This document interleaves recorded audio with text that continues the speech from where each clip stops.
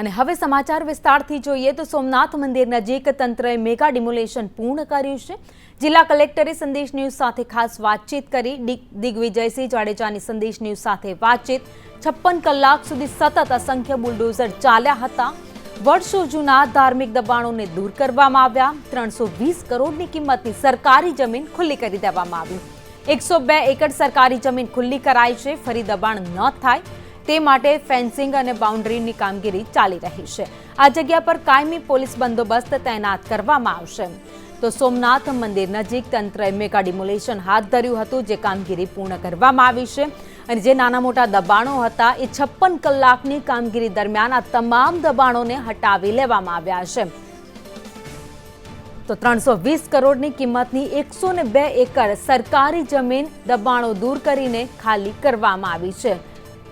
તો જમીન ખાલી કરતા હવે ત્યાં બાઉન્ડરી બનાવવામાં આવશે, ફેન્સિંગ કરવામાં આવશે, જેથી કરીને ફરી કોઈ આ જમીન ઉપર કોઈ બાંધકામ ન કરે, ગેરકાયદે દબાણ ન કરે, તેનું ખાસ ધ્યાન રાખવામાં આવશે।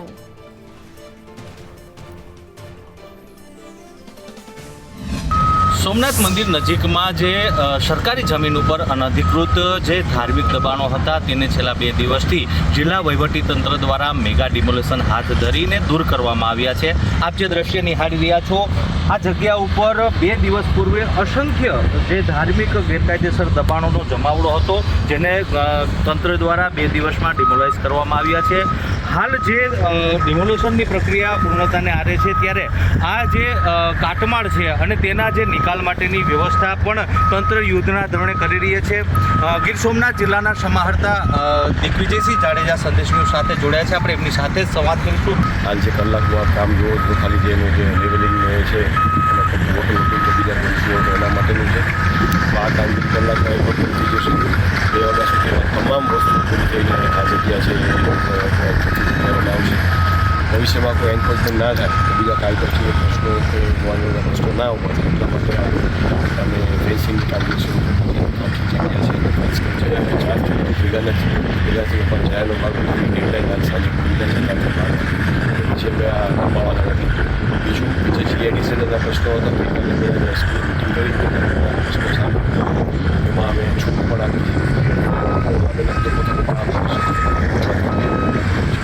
અત્યારે શહેરની પરિસ્થિતિ એકદમ કપિલ છે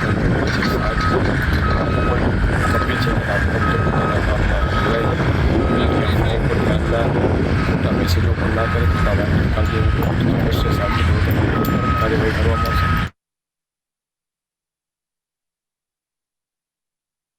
સોમનાથમાં મેગા ડિમોલેશનની કામગીરી હાથ ધરવામાં આવી હતી। ચુસ્ત પોલીસ બંદોબસ્ત વચ્ચે 56 કલાક સુધી આ કામગીરી ચાલી અને હવે આ કામગીરી પૂર્ણ થઈ ગઈ છે।